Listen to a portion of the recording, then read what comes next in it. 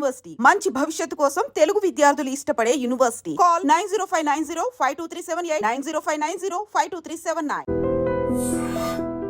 కానీ మరి అమ్మాయి పోయింది అలాగా, అప్పుడు అసలు వాట్ వాజ్ యువర్ రియాక్షన్? అసలు నేను షూట్లో ఉన్నానండి అప్పుడు కూడా. ఆ టైంలో షూట్లో ఉన్నాను నేను.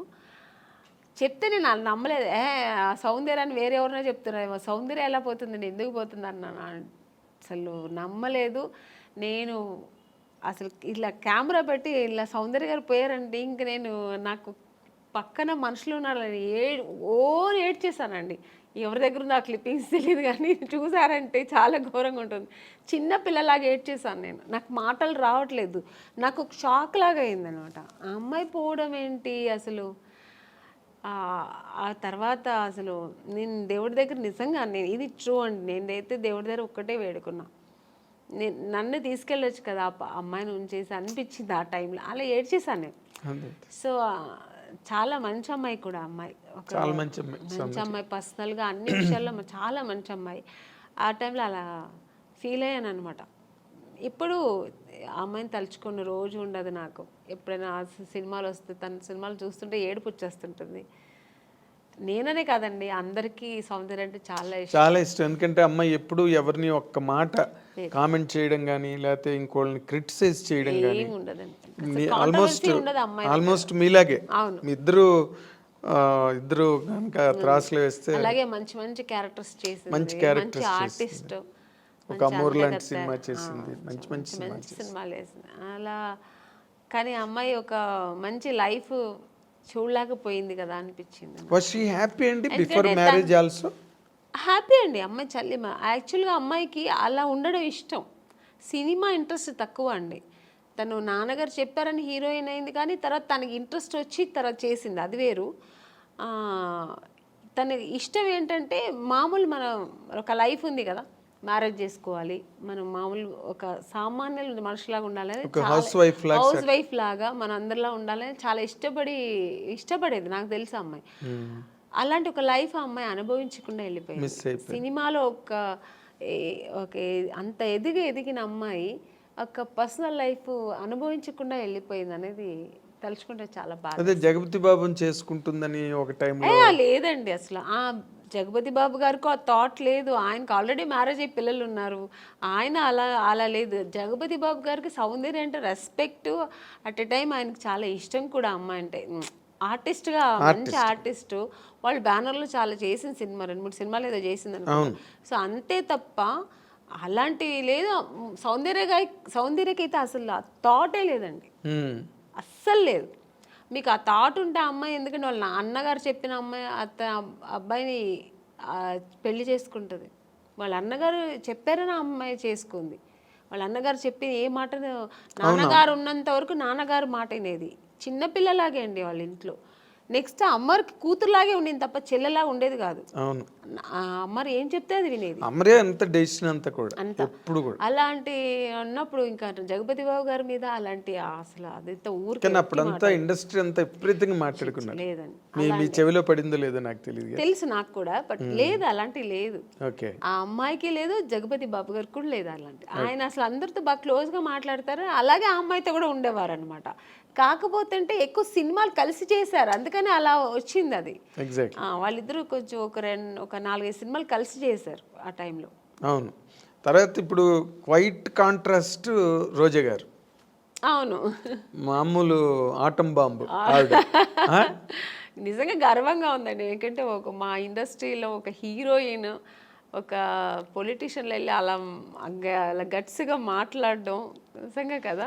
పాలిటిక్స్ లోకి రమ్మని ఎప్పుడు అడగలేదు ఆవిడ మిమ్మల్ని? నన్ను లేదండి. అంటే రోజా గారు నాకు బాగా క్లోజే, అంటే సౌందర్య ఫ్రెండ్షిప్ వేరు.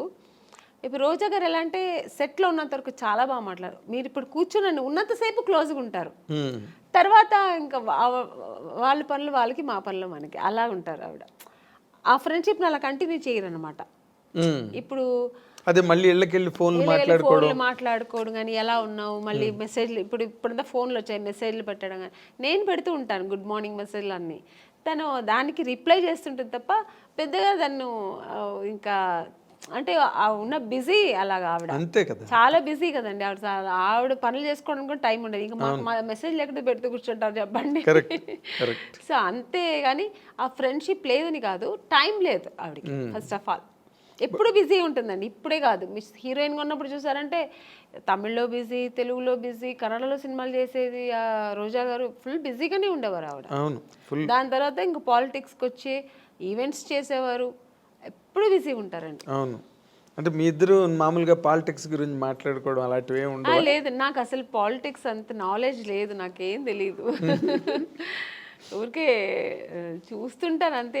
కాదు, రోజా గారు అలా మాట్లాడుతున్నప్పుడు మీరు విని ఏంటి అలా మాట్లాడుతున్నావు ఏంటి అసలు ఏం అండం గట్టి అంటే అలా మాట్లాడాలేమో మరి, అది నాకు తెలియదు మరి. అంటే పాలిటిక్స్కి వెళ్తే అలా ఉండాలేమో, అలా ఫైర్ బ్రాండ్ అలా లేకపోతే ఇంకా అదే. ఇప్పుడు మన సినిమాలో మనం నటించడం ఎలాగో అలాగా అలా మాట్లాడడం అదొక నటన. ఎగ్జాక్ట్లీ, అదొక పాత్ర పోషణ. నటన అనడం కన్నా అదొక క్యారెక్టర్, దాన్ని పోషించాలి అక్కడ. అయితే మీ కెరీర్లో ఫస్ట్ ఇన్నింగ్స్ అంతా బాగా సక్సెస్ఫుల్గా ఉన్నారు, సెకండ్ ఇన్నింగ్స్లో కూడా కంఫర్టబుల్గా ఉన్నారు. మీకంటూ అసంతృప్తులు ఏం లేవండి కెరీర్లో ఇన్ జనరల్గా? అంటే మనిషి అన్న వాళ్ళకి మనం ఎంత సక్సెస్ఫుల్గా ఉన్న కెరీర్లో కొన్ని ఎక్కడో తెలియని పాయింట్లో కొన్ని డిసాటిస్ఫాక్షన్స్ అలా మిగిలిపోతాయి. అలాంటివి ఏమైనా ఉన్నాయా? లేదు, ఐఎమ్ హ్యాపీ అండ్ కంప్లీట్లీ. నేను హీరోయిన్ అవ్వాలనుకున్నా, అయ్యాను.